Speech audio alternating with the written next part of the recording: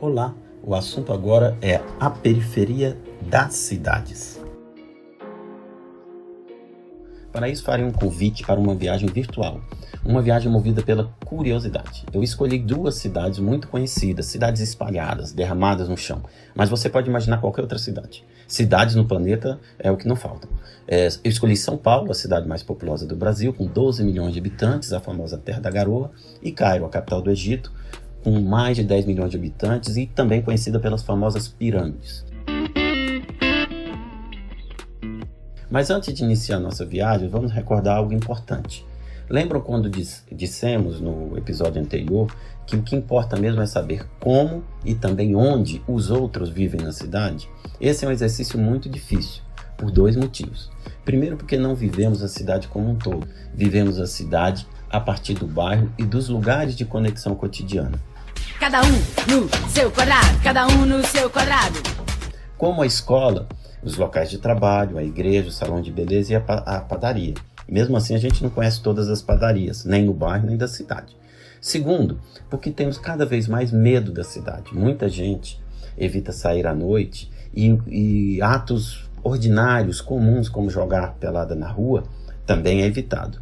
A cidade tem ficado cada vez mais estranha e com isso, sem perceber, nós passamos a não importar no como e no onde os outros vivem. Agora vamos. Imagine-se andando em uma linha reta a partir do centro de São Paulo ou de Cairo. O turista observaria certamente os monumentos e pararia diante das pirâmides, mas nós continuaremos firmes no nosso propósito de apontar o dedo para os detalhes. Na medida em que avançamos, a partir do centro, podemos enxergar lugares mais densos, com muitos prédios, áreas verdes, parques, bairros com infraestrutura, residências luxuosas, shoppings e muitos carros. Muita gente passando também.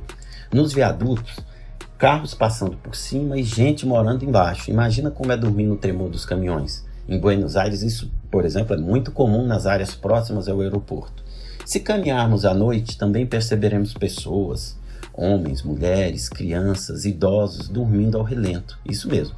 Percebemos que nem todos têm lugar na cidade, mas vamos continuar avançando. Seja na direção leste, seja na direção oeste. Seja margeando o Tietê, seja encontrando o famoso Rio Nilo. Acredite, dependendo da direção, tanto em São Paulo quanto em Cairo, esse percurso pode ultrapassar mais de uma dezena de quilômetros. É que são cidades muito esparramadas, marcados cada vez mais pela distância entre os locais de trabalho e os locais de moradia. Mais distantes também encontramos, na medida em que a gente vai para os cantos da cidade, aglomerados, casas apertadas, podemos encontrar ruas tortuosas, esgoto a céu aberto, tudo muito diferente daquela imagem inicial do centro. O curioso, diferente do turista, vai perguntar: por que um lugar na mesma cidade é tão diferente do outro? Bom, isso tem uma explicação. Morar na cidade tem um preço, e esse preço é diferente de acordo com cada lugar da cidade. Aí a gente para pensar. Você acha que as pessoas que moram em várzeas, embaixo de redes de alta tensão, em encostas, fazem isso porque querem? Ninguém escolhe, pensa bem, ocupar a margem de um córrego poluído, cujo odor no inverno só compete com o medo das enchentes no verão. Isso não é uma escolha. As pessoas não escolhem viver assim. Tem cidade no planeta, acredito, que as pessoas marcam os móveis com tinta para quê? Depois das enchentes, possam encontrar os móveis, sair procurando. Tem outras, acredite, que dada a ausência de banheiros, as mulheres saem em conjunto na busca de latrinas para evitar a violência. Um famoso relatório da ONU cita isso. É cruel, mas cita isso. Mas o mais cruel de tudo isso, pense comigo, é que o Estado também produziu essas cidades periféricas. Seja porque negou os direitos sociais, seja porque legitimou a violência do mercado imobiliário. É isso. Isso é fácil de perceber quando a gente observa que o saneamento básico, água, esgoto, os serviços públicos como educação, saúde e lazer, são ofertados e encontrados de maneiras diferentes, a depender do bairro. Vamos parar um pouco para pensar. Um morador do Leblon, do Morumbi ou das Torres Gêmeas, lá no Recife, é sempre bom lembrar do menino Miguel. Quando vai trabalhar, ele não se preocupa se faltará água ou energia em sua casa. Ele também não se preocupa se ao chegar o lixo foi coletado. A filha desse morador não estuda à noite, muito provável, e portanto ele não se preocupa com seu retorno, se voltará por uma rua tortuosa, sem iluminação pública.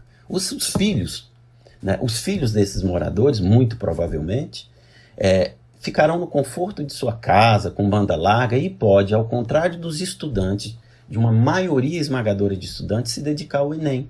O Enem, por exemplo, para esse conjunto de pessoas, é uma escolha, sim.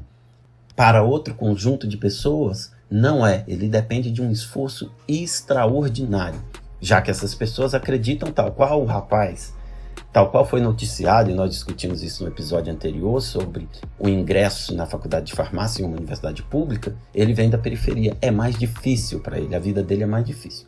Toda essa arquitetura social, histórica, fomentou uma imagem bastante negativa da periferia.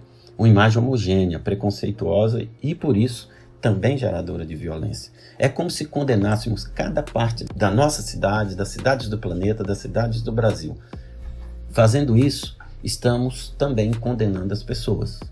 O Mano Brown, um dos maiores intérpretes da nossa periferia, o vocalista dos Racionais, na música A Vida é Destino, fala que teve uma escolha entre sonhar ou sobreviver. Ele fala que ele fez essa escolha.